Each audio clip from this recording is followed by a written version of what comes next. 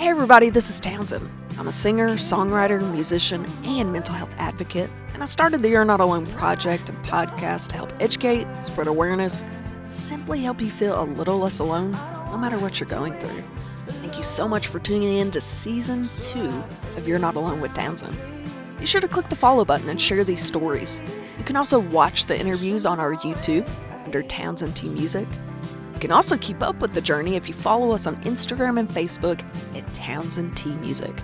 Every like, follow, and share helps us continue to change lives.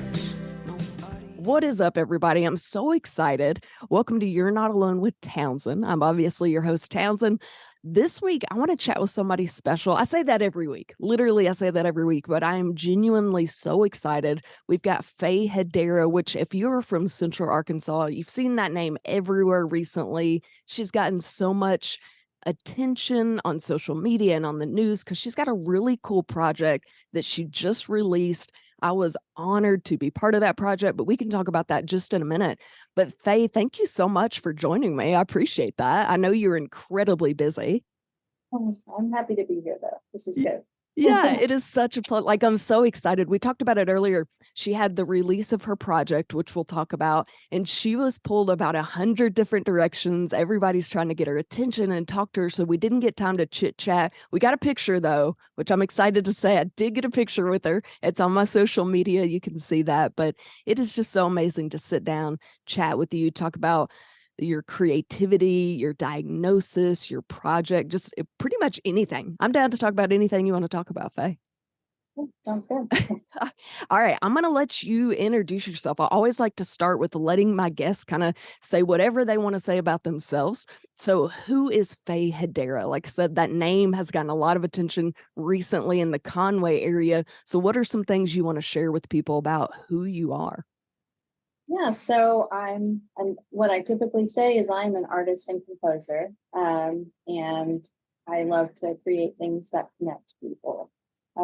So I've been a photographer in the past. I've done graphic design, but I like seeing people experience happiness by the things that I create. So I am many things, but right now primarily a visual artist. That's really cool. I had no idea you did graphic design and photography and all that. And I see the guitar in the background, so artists just all together. Yes, very So nice. cool. I love that.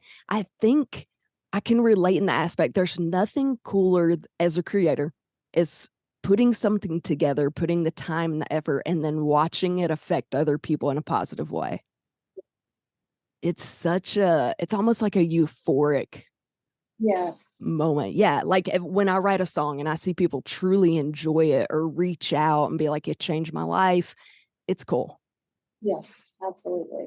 Yeah, so I totally relate. That is amazing. Okay, so like I said earlier, you recently got a lot of attention around Central Arkansas because of an art project that you started. It's painting, which I'm envious. I cannot paint. If you gave me some lines to paint in, I would 1000% not stay in the line. So, I mean, I'm in awe. So tell us a little bit about that project and the inspiration behind it. What started it? I want to personally thank you for taking the time to listen to these conversations. It truly means so much. We've changed so many lives for the better, and we want to continue doing so throughout 2023. This project is made possible by sponsors and patrons. So if you'd like to help keep the You're Not Alone project going and hearing these amazing stories, we would love for you to join the family at patreon.com/TownsendTmusic.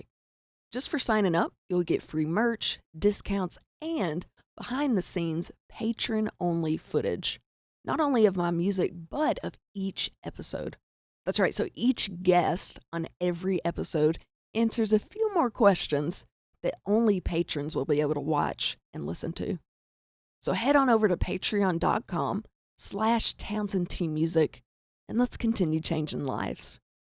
Yeah, so the project is called 100 Faces of Conway Project, and it essentially began in January of this year. I had moved to Conway from South Florida, and it was a way for me to connect with my community because I didn't really know anybody at all. And I was dealing with some grieving over a loss. And so the way that I decided to just jump headfirst into getting to know where I had landed was by painting 100 people. And the unique thing about this project is I reached out initially to 5 different people who I had met kind of in passing just because of being out and about in the town. And I asked them to nominate somebody else. Please nominate somebody who is kind and who is loved. And so the project's success was very much dependent on people willing to be vulnerable, willing to nominate each other and spread, just to spread it around amongst themselves, because I didn't know who was kind and who was loved. So at the end, when we had the exhibition at the Wingate Museum, I had never met most of these people, including you. I think that was the first time we had met, right? I believe so, yeah. But during the course of painting everybody, I had also asked them to share their story with me. And so I cared a lot about each person, and it felt like meeting a lot of old friends in a way. So it was a very interesting way to meet my community. And I'm so happy that people were willing to share that with me. It was so cool. So the open house, like you've been kind of building up to it, like posting little blips of each face, like every day, a little bit more and a little bit more. And like I said, I was honored to be part of that. I got nominated, which got so cool. Like I feel so honored. Like that's the only word I can think of to use. It's just so humbling and just really neat that you're making a difference in your community, as you know now. And I showed up at the opening and you invited friends and family to come, and it was cram packed with people just loving each other and reading the stories and learning about these community members that are making a difference. It was one of the coolest experiences I've had in Conway, and you got to do that. Like you put that together. I think that is so cool. Not only did you bring people together like business wise, it was a genius idea for both community and your art, like just getting your name out there immediately. Yeah, it was almost a blur of just uh taking that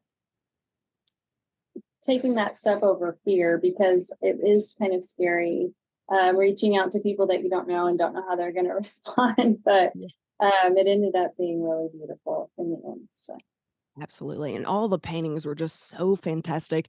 If you're listening or watching, I encourage you to look up Faye Hedera's pages on social media, which we'll give that handle and stuff in a little bit. But each painting, again, I can't paint, so I am just totally blown away by it. But each face looks so realistic, which is crazy to me. It's just, was it on a piece of wood? It felt like wood. Yeah, so each one is on a wood panel, and so each one has its own individual wood grain. They're all a little bit different color, warm wood.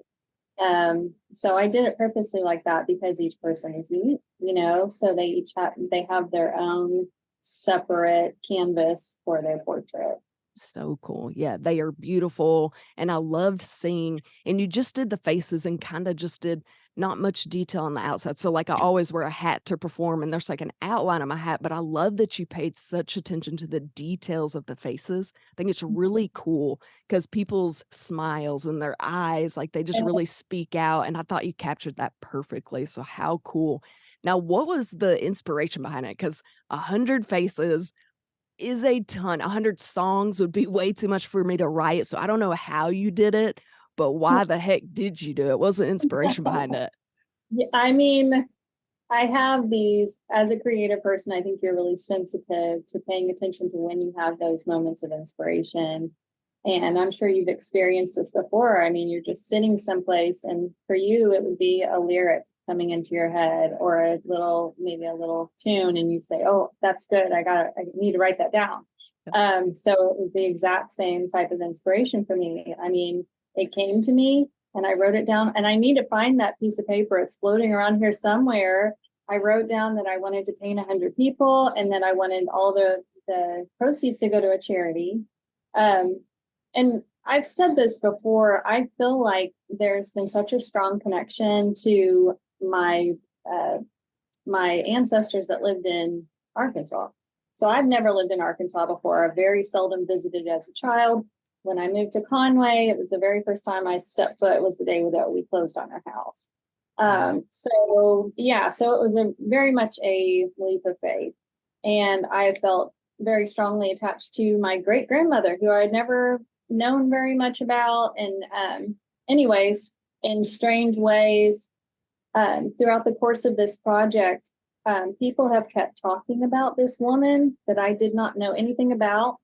And when I ended up choosing an organization to donate to, which is Haven Conway, it was through a nomination. Someone nominated Susan Salter, and I saw the organization. I said, wow, this feels so perfect for what I'm going for.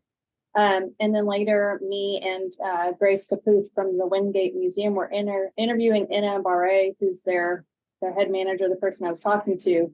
It turns out her grandmother knew my great grandmother in a very roundabout way. Wow. And so, anyways, that's a whole other journey that I'm headed on now. As I'm working on an archive project about my great grandmother, and I'm getting to know her very well. And it seems like that's the next natural step. And it came to be from this project very much. All the people that I've talked to, and being able to feature her artwork on the news. Like anytime I had an interview, I was very specific about saying, I want to get my great grandmother and my grandmother's artwork in the background.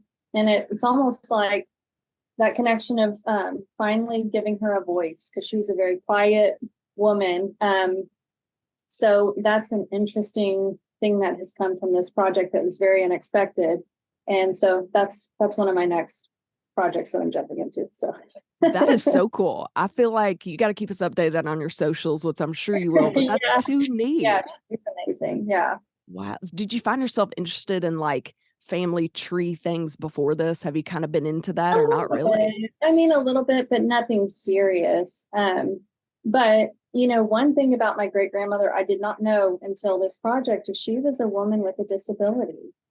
She's somebody who had experienced an illness, and it left her with some pain in one of her feet. And so this was an aspect of my childhood people really didn't talk about much. And another part of this 100 Faces of Conway project has enabled me the strength and the courage to start talking about my own disability. So it's very interesting that they both kind of coincided at the same time, finding out that this matriarch of our family was also somebody who struggled with that and was very graceful about it and didn't make it a big thing. So there's a lot of connections there that I'm interested to explore as I find out more about her. That is incredibly okay. Very good. Now I'm intrigued. I have to be updated daily because now I'm invested in your family research. Well, kind of nosediving into that, you mentioned having health issues, and you've been a little bit more open towards that with talking about your art project and your great grandmother. And you talked about it a little bit, how it affects your day to day. I saw you post about that a little bit, but what was your official diagnosis? It's functional movement disorder, and it falls under the umbrella term of functional neurological disorder. And this is something I didn't develop until recently. So it's something that you're able to live a fairly normal life most of the time. For me, I mean, there's a wide range of disability that comes along with it, but yeah, so it's essentially, it's a neurological condition where your brain and your nervous system stop responding clearly. So the signaling is messed up a little bit. So there's a wide range of severity. Some people have a lot of signaling issues. Some people have less. It can be exacerbated by stress or injury. I definitely came after an injury. So it's something that I'm a little bit more open with now, because in some ways you don't want to admit that you're struggling with something, especially when probably about 75% of the time I present as, neurotypical. Yeah. So it's been really freeing to start talking about dealing with this. And people have been really kind about how they receive that information. So, yeah, I know you had some questions for me. Oh, absolutely. Yeah. Well, honestly, Yeah. we kind of talked about it in functional neurological disorder. I didn't really even know what it was. So it's basically just your body's not communicating with itself very well. Yes. Yes. Okay. So what were your first signs and symptoms where you thought, man, something might be up with this? Yeah, so it came on very suddenly, as it does with most people. I fell and hit the back of my head, and the next morning woke up with just a wide range of neurological problems. And initially, they were thinking that it was all these structural damage issues. But over time and a lot of testing, they finally decided no, it's actually a signaling problem.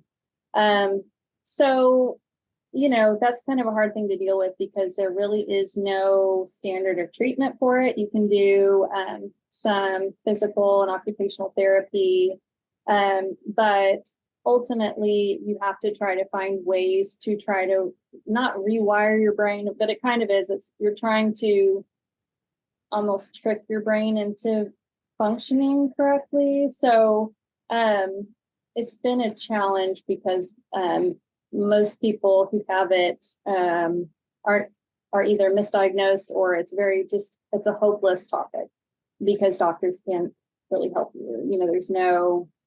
So in fact, the website that doctors will often refer patients to is actually called fndhope.org because they just want to give patients hope that you can, even if you're still struggling with symptoms, you can have hope and you can have a full life. So I actually spoke to someone with that organization. I'm hoping to do some advocacy work that spreads awareness about functional neurological disorders and just talk about it because it's kind of something that is not well known amongst neurologists, and if it is, they perceive it as perhaps something that you are contriving or that you can maybe manage on your own if you just think positively, but the best doctors and the most educated doctors know this is not the case. So research is still developing. Neurology is a fairly new field in terms of compared to other medical fields. So anyway, there's hope on the horizon that they can see it in our brain and they can hopefully offer some kind of treatment for people that have this.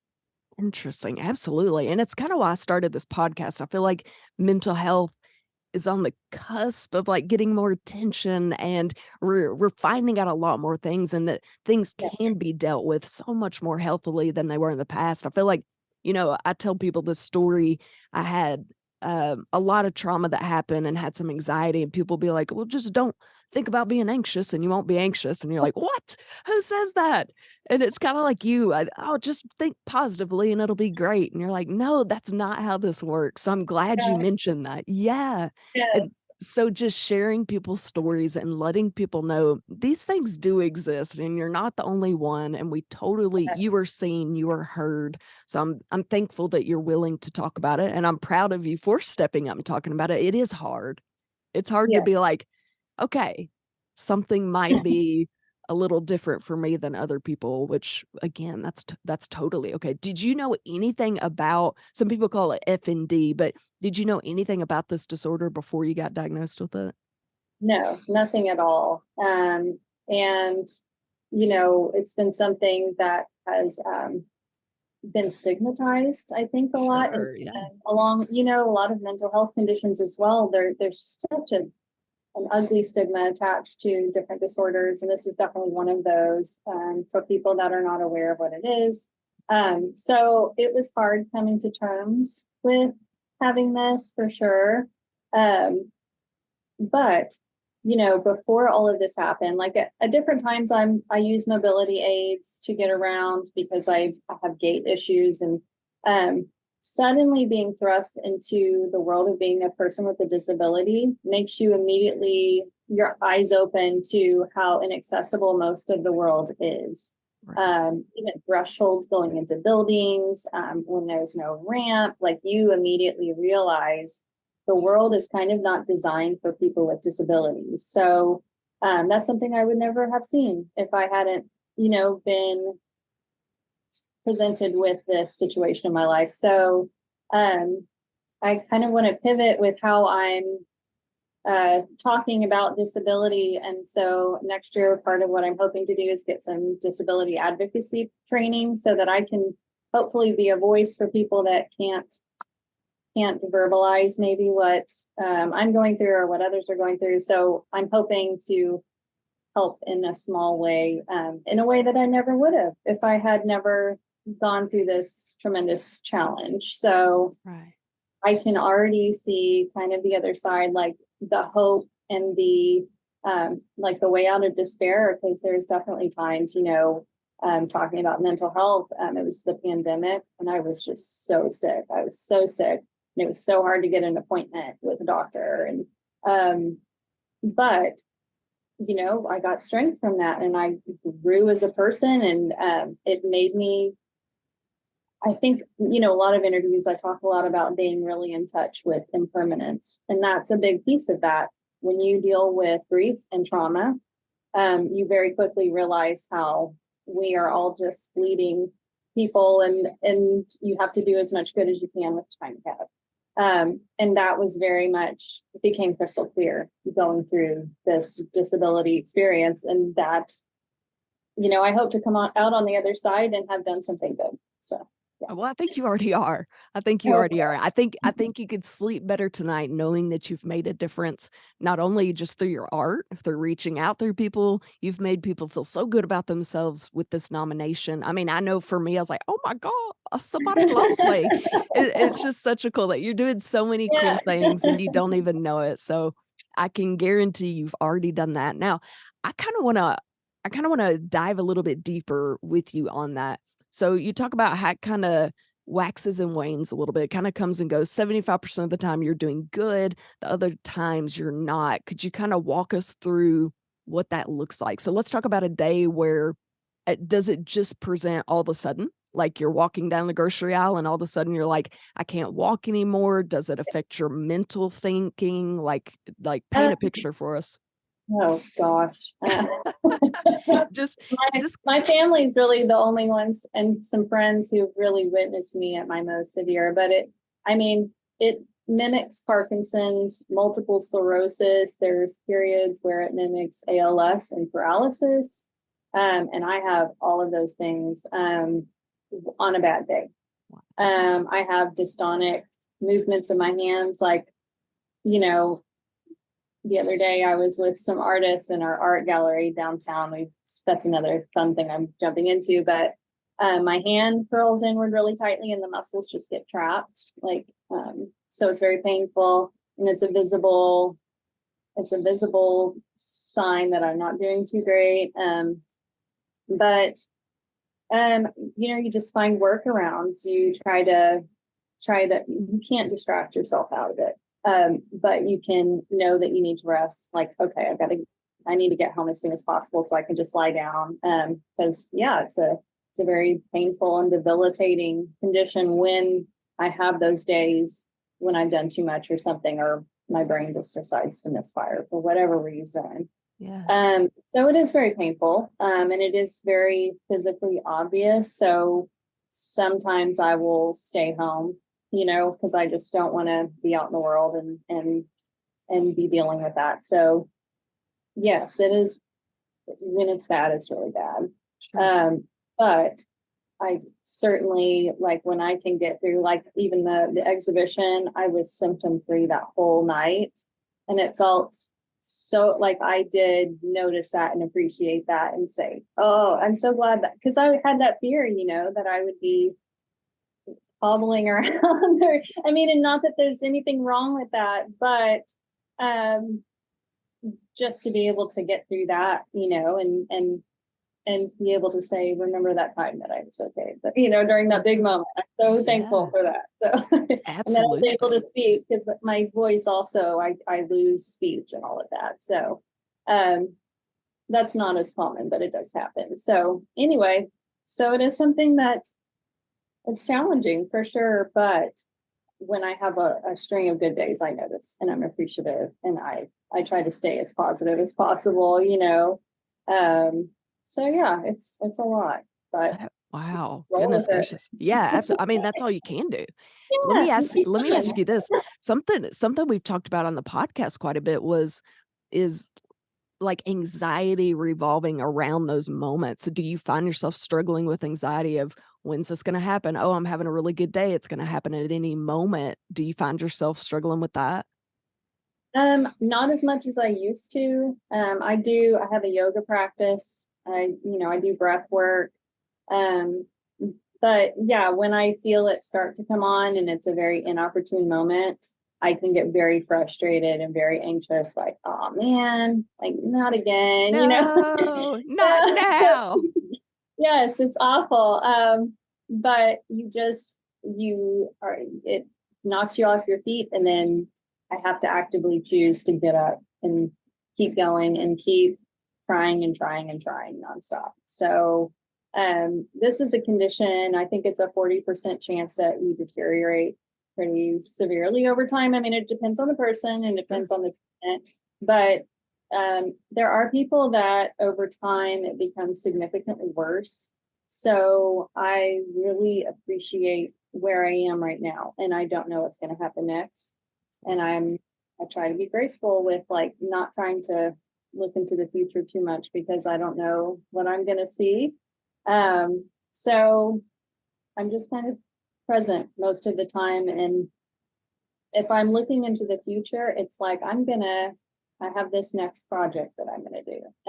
And it gives me that sense of purpose and meaning. And yeah, so I think what this last project has given me is just being able to pinpoint how long I can go without stopping. Like the 40 minutes in the evening, I talk about it quite a bit, setting that timer. And in the book, that the 100 Faces of Conway book, I did include a picture in there of my hand like clenched really bad because that was the reality of what the project was. It was like a kind of a fight against time and how long I could sit there and do a painting. But yeah, again, back to the just persevering and choosing to get up the next day and try again, and not focus on the failure. Look at it as, okay, there's a little bit of a delay, but I can get back up. Yeah, I love that. I think you make some amazing, amazing points there. One, I love it's a little bit of a delay, but it'll be okay. Yeah. Rest and we'll try again Yeah. tomorrow. I love that aspect of it. Absolutely. We joked a little bit earlier about think positively and it'll be good. There's a little bit of truth to it. And Yes. I love how you pointed out being present. I think that's incredibly important for any mental health, for anyone, even if you don't struggle with mental health disorder necessarily, mental health in general, be present. There is nothing good that comes from judging the future and being afraid of the future. What comes will come, and you'll cross that bridge when you get to it. So I think that was a great thing to point out for sure. That's interesting. Okay. Wow. I'm so proud of you for not only dealing with it, being so graceful with yourself, like that's really it's nice to hear that you're learning to show yourself grace and not only yourself, but advocating for others. Like that's just so cool. I love that you're using it for that.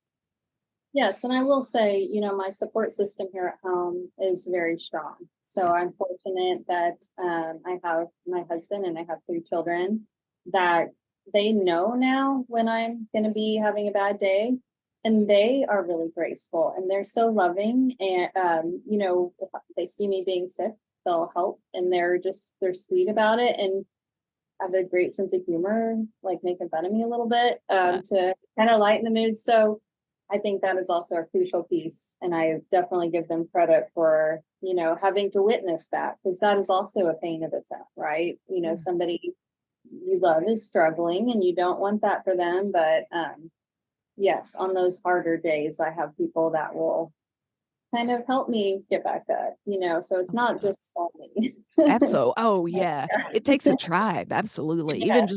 just living life. It's always great to have a tribe on your side. And I think it's cool to make it more known, like when you're with your artist group and your hand starts clenching for your friends to be like, "Oh, okay, it's starting to get a little rough. Hey, how about you go home and rest a little bit?" Instead of trying to hide that. Yeah.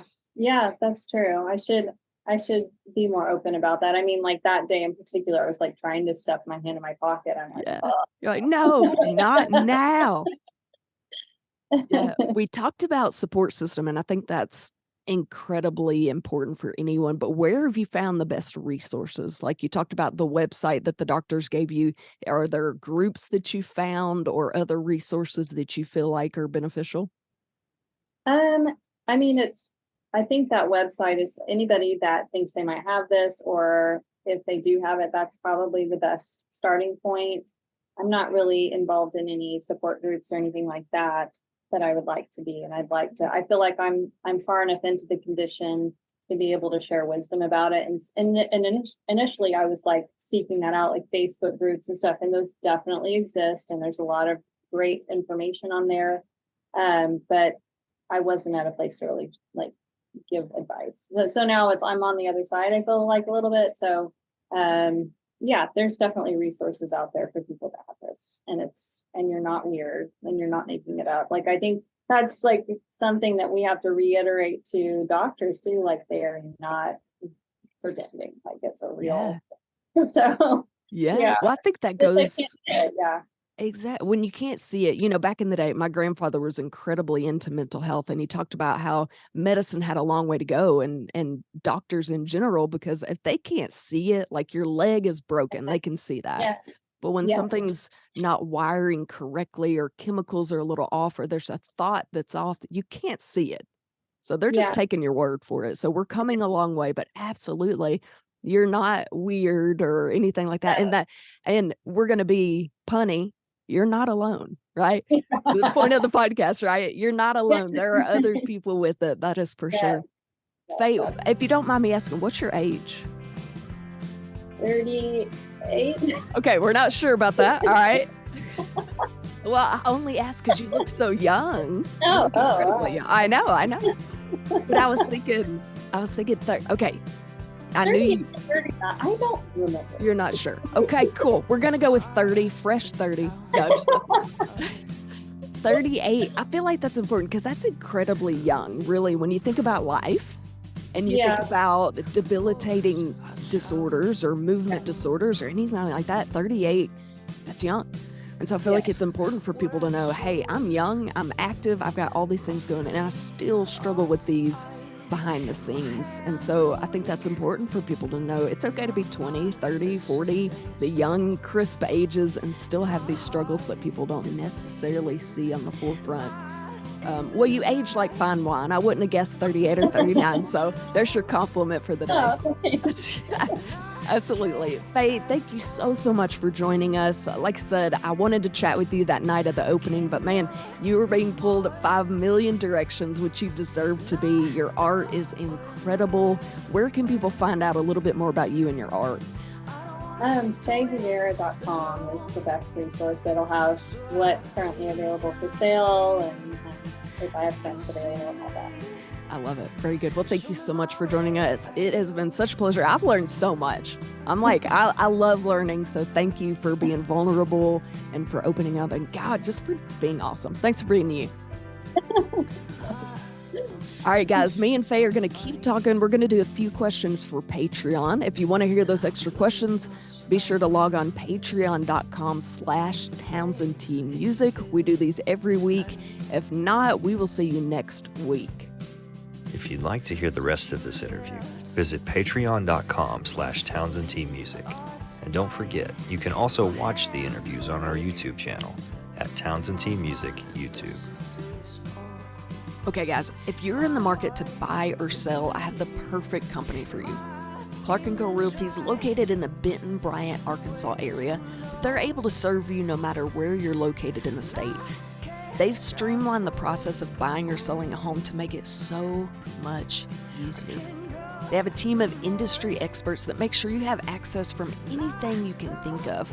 I'm talking from local home inspectors to painters to gardeners and so much more, just to provide you with the best service possible.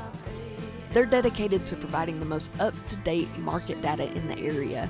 And I think the coolest part is if you go on their website, you can use their easy-to-use fast property search. You can even create a custom market report to see what's active, under contract, and sold in your neighborhood. Their team is made up of caring, knowledgeable professionals that work around the clock to help you with the process of buying and selling your home.